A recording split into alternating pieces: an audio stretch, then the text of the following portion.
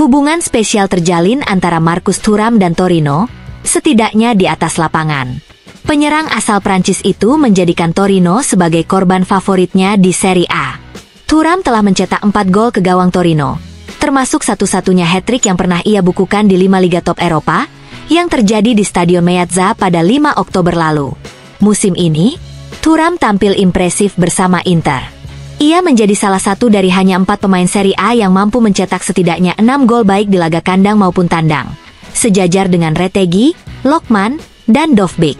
Dengan total 14 gol, Thuram kini menyamai rekor Youri Djorkaeff sebagai pencetak gol terbanyak asal Prancis untuk Inter dalam satu musim Serie A, rekor yang sebelumnya dicetak pada musim 1996-1997.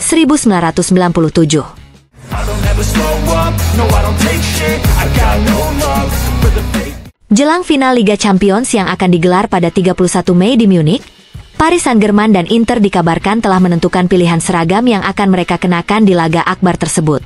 Inter dipastikan akan tampil dengan jersey ketiga mereka yang berwarna kuning cerah, sementara kiper Yann Sommer akan mengenakan kostum berwarna oranye. Pilihan ini memberikan tampilan mencolok bagi tim asuhan Simone Inzaghi dalam laga yang sangat dinanti. Di sisi lain, PSG akan mengenakan seragam kandang klasik mereka, biru tua dengan garis vertikal merah putih di bagian tengah. Penjaga gawang Gianluigi Donnarumma akan turun ke lapangan dengan seragam berwarna hijau. Kedua tim merupakan bagian dari keluarga besar Nike, meskipun PSG tampil dengan koleksi eksklusif yang membawa logo khas dari lini Jordan.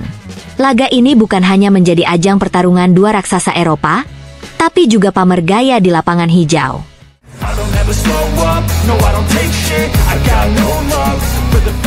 Inter Milan asuhan Simone Inzaghi telah memulai perjalanan menuju Torino untuk menghadapi laga krusial melawan tuan rumah Torino FC besutan Paolo Vanoli.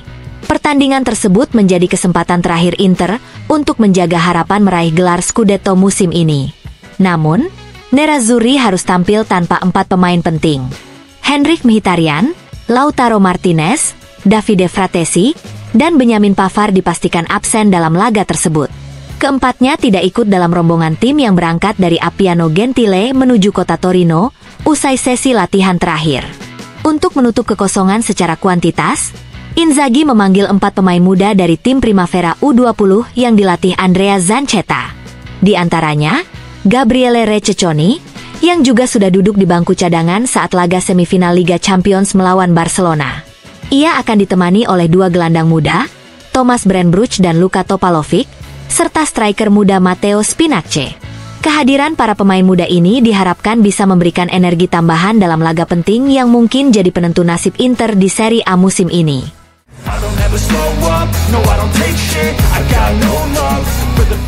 FC Internazionale Milano kembali menorehkan prestasi di luar lapangan. Klub berjuluk Nerazzurri itu hari ini dianugerahi penghargaan Costruiamo Gentilezza nello Sport, sebuah penghormatan yang diberikan oleh Ussi Toscana bekerja sama dengan Associazione Cor et Amor, dalam kerangka proyek nasional Costruiamo Gentilezza, sebuah inisiatif yang mempromosikan nilai-nilai kebaikan melalui dunia olahraga. Penghargaan tersebut diserahkan kepada Presiden Inter, Giuseppe Marotta, berdasarkan masukan langsung dari anak-anak yang diminta memilih klub atau tokoh olahraga yang selama ini dikenal lewat sikap dan aksi penuh kebaikan dalam kegiatan olahraga. Sebuah kalimat inspiratif menghiasi bagian belakang kaos yang diberikan kepada Marotta. Lo sport ha il potere di cambiare il mondo, yang artinya, olahraga memiliki kekuatan untuk mengubah dunia. Penghargaan ini menegaskan bahwa Inter tak hanya unggul dalam prestasi, tapi juga menjadi panutan dalam menjunjung tinggi nilai kemanusiaan dan sportivitas.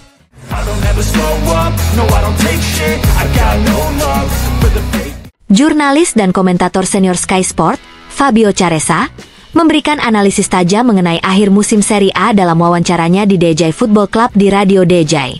Fokus utamanya tertuju pada persaingan gelar antara Inter dan Napoli, terutama di tengah situasi Inter yang akan tampil di final Liga Champions melawan PSG pada 31 Mei mendatang.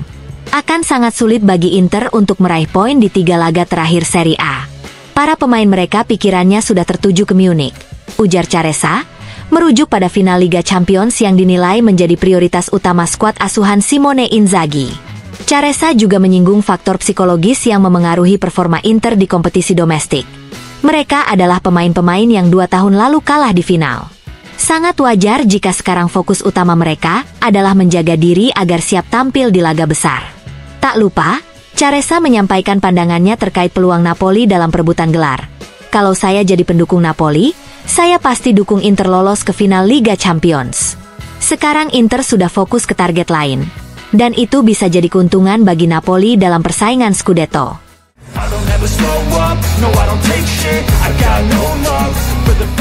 Mantan bek Inter yang kini melatih Parma, Christian Cifu, menyempatkan memberikan pesan dukungan untuk Inter usai timnya mengalami kekalahan dari Empoli. Dalam wawancara dengan Sky Sport, pelatih asal Rumania itu menegaskan rasa bangganya atas pencapaian Nerazzurri yang baru saja memastikan tempat di final Liga Champions. Saya tidak terkejut, buka Cifu. Kita semua tahu kekuatan Inter dan apa yang mereka wakili. Kita semua, saya juga termasuk sebagai setengah orang Italia, harus memberikan selamat kepada mereka dan mengirimkan doa terbaik. Cifu juga mengajak publik untuk melupakan fanatisme klub demi mendukung wakil Italia. Lupakan dulu tim yang kita dukung, mari kita doakan yang terbaik untuk mereka di final. Mereka pantas berada di sana dan layak mendapat dukungan kita. Pesan Cifu ini mencerminkan semangat nasionalisme dalam sepak bola, di mana kesuksesan klub Italia di kancah Eropa menjadi kebanggaan bersama.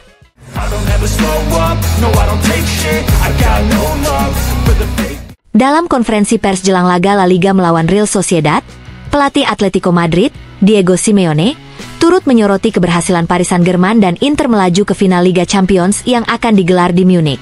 Pelatih berjuluk El Cholo itu menekankan pentingnya stabilitas dan kontinuitas dalam meraih kesuksesan di level tertinggi.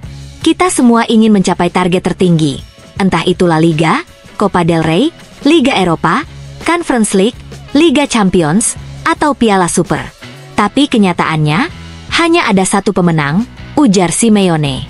PSG sudah bekerja bertahun-tahun ke arah itu, dengan investasi besar, pergantian pelatih dan pemain. Kini, berkat stabilitas yang mereka miliki bersama Luis Enrique, tim mereka mulai merespons dengan sangat baik. Soal Inter, Simeone juga memberikan apresiasi tinggi atas pencapaian klub asal Italia tersebut. Inter tampil sangat kompetitif dalam 3 tahun terakhir, meskipun dengan anggaran yang berbeda dibanding tim-tim besar lainnya. Mereka bermain sebagai sebuah tim, dengan pola pikir kolektif. Dan hasilnya, 2 final dalam 3 tahun terakhir. Ini menunjukkan pentingnya kontinuitas. Tidak ada jalan lain selain jalan kerja jangka panjang yang membawa Anda ke titik seperti ini.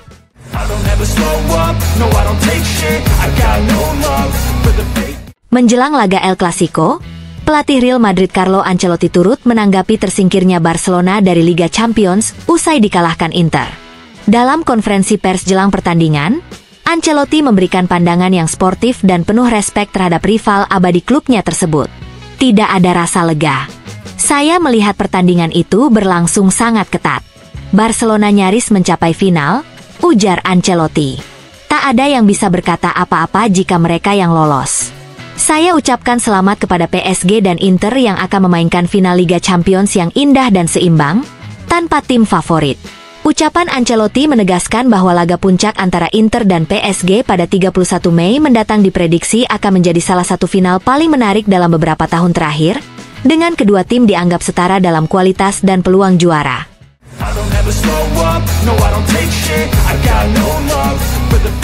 Pelatih Venezia, Eusebio Di Francesco, memberikan pujian khusus kepada Francesco Acerbi usai gol legendaris sang bek yang membawa Inter menyamakan kedudukan 3-3 dalam laga semifinal leg kedua Liga Champions melawan Barcelona. Dalam konferensi pers, mantan pelatih Sassuolo itu mengenang perjalanan luar biasa Acerbi sejak awal karirnya hingga kini menjadi salah satu pilar utama Inter. Saya belum menghubunginya. Saya dan Acerbi memang jarang saling mengabari. Tapi ketika bertemu, rasanya seperti kami selalu bersama. Dia orang yang luar biasa dan saya bisa jamin, dia telah menempuh perjalanan yang tidak mudah, yang dimulai ketika kami bersama di Sassuolo, ujar Di Francesco. Ia pun membagikan sebuah kisah dari masa lalu, untuk menunjukkan betapa besar perubahan Acerbi. Kami pernah bermain di laga uji coba melawan tim amatir, dan saya menariknya keluar setelah 15 menit karena dia tidak fokus. Tapi lihat dia sekarang, agresif, fokus, penuh konsentrasi, dan punya keinginan kuat untuk menang. Perubahan yang dia lakukan sangat luar biasa, dan sejak saat itu ia selalu tampil seperti itu di setiap latihan. Saya ingin memberinya selamat secara terbuka. Dia sudah 37 tahun, tapi cara dia bermain membuatnya tampak jauh lebih muda. Dalam laga epik itu, dia benar-benar jadi pemimpin bagi Inter. Selain itu, Di Francesco juga memberi pembaruan soal kondisi penjaga gawang Filip Stankovic. Kondisinya sudah baik, tapi posisi kiper itu sangat sensitif. Radu tampil konsisten, jadi saya ingin memberikan kontinuitas kepadanya, meskipun Filip sudah kembali ke performa terbaiknya.